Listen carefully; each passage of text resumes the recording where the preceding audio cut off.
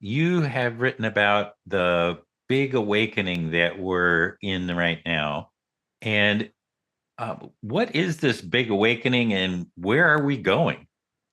Well, I feel like that's just my way of wording the fact that things are weird right now. Things are very strange. Nobody can deny that. And I feel like we're at a tipping point. Humanity can go in either direction. We can either blow each other up and melt the planet, or we can get our collective act together and heal the mess that has been created over the millennia from the actions of all of our ancestors. And again, I feel like they're on our side, cheering us on, dropping ideas and answers to those of us who are asking for them, but we have to ask. And from everything I've learned on the topic through, working with Shift and interviewing people for the summits and taking Shift classes, et cetera, they can't interfere unless they're invited, at least on this side of the veil, they're not. So I'm inviting them. I say, make me a useful tool in the healing of this big mess.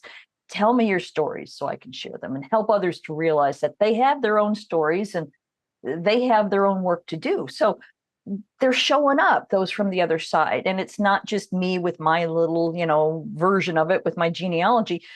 It's becoming, well, I mean, your work, it's 50 years ago, it wouldn't have existed. 100 years ago, oh my God, no. But we're all sort of, all, many of us are tapping into this collective consciousness where we're realizing there's so much more to this, and they're showing us how to connect with something bigger than ourselves, our limited view of the physical world. How to walk with one foot in both worlds, so we can make better choices because we can see what we're doing from a more lofty perspective. And again, that's what your work is about: is opening yourself up and rising above the physical body to be able to access more loving, compassionate, powerful information.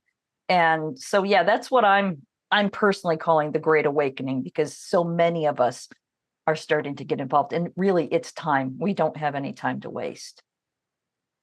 We don't. And I really appreciate what you were saying about um, we have to ask.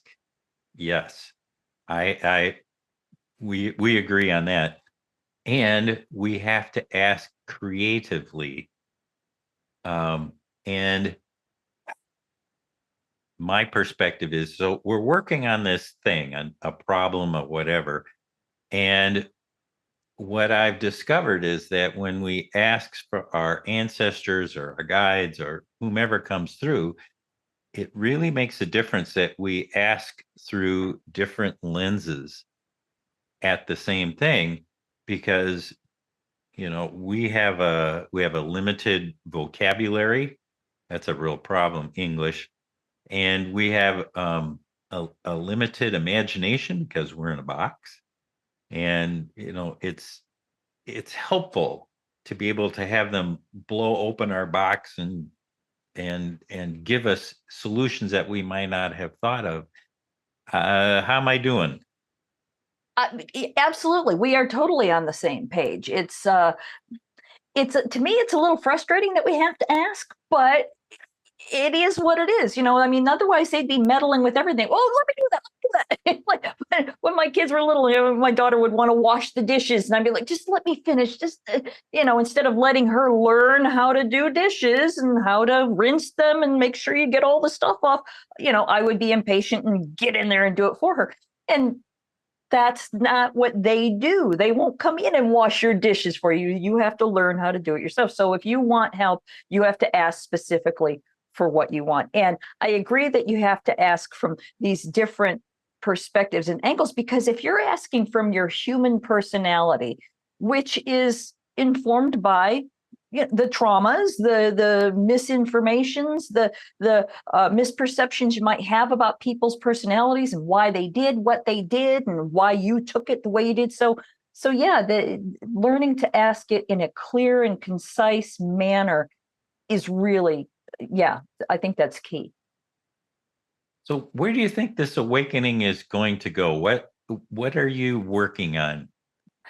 Where I hope it's going, because oh my God, the way the things are going right now. I mean, it's getting to the point where I can't even watch the news because it's just so, it's overwhelming what's happening out there in the physical world. So I think that, I mean, while we need to stay informed, we need to know what's happening. We also need to make sure that we're keeping our own, our own vibe high, and in touch with our hearts, in touch with our higher selves. It's that, using the English words again, where the way that I describe it might not be the way somebody else would, but basically being your own best self helps to expand your energy body, and by the way, that helps heal your physical body while you're at it. But the more of us who do this, I feel that the more of us who do this expansive work and really light ourselves up, the more we can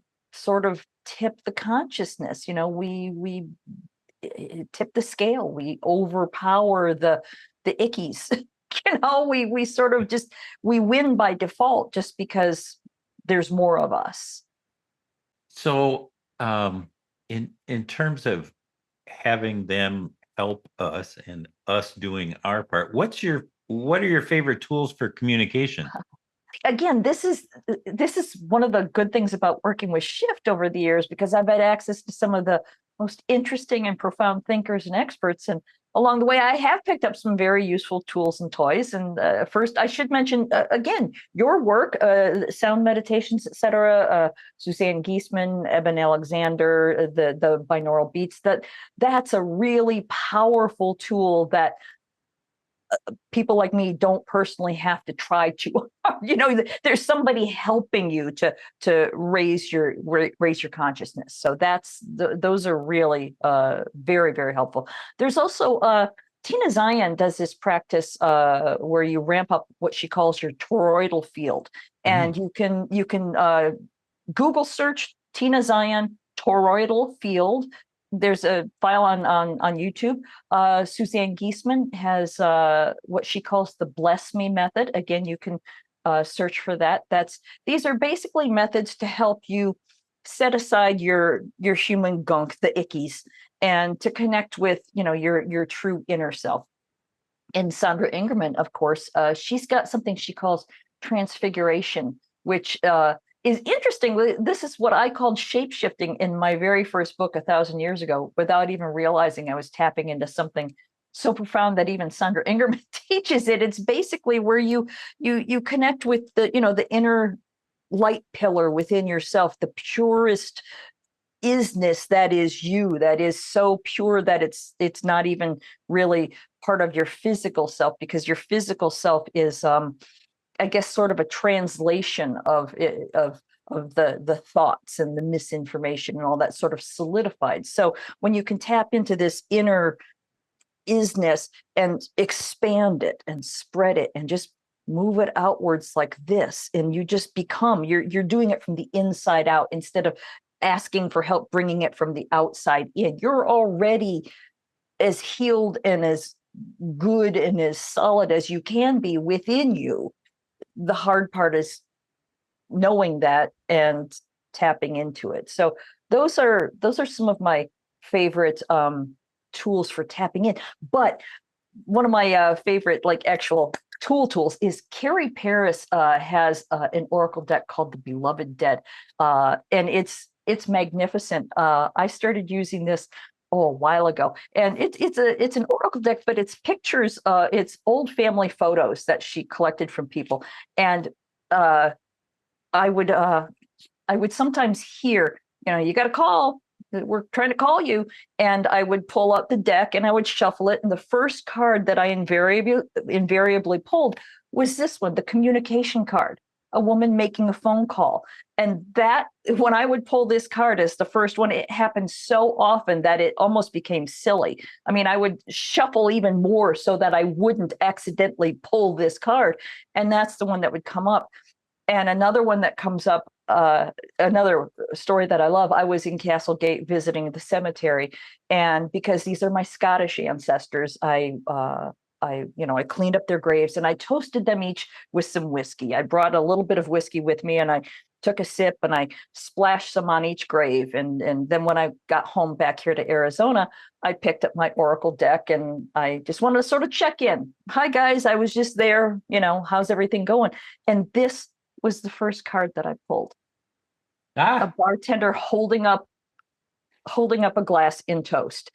So you can't deny this kind of stuff. It's that's another one of my favorite tools. I really love that's Carrie Paris's Beloved Dead Oracle deck.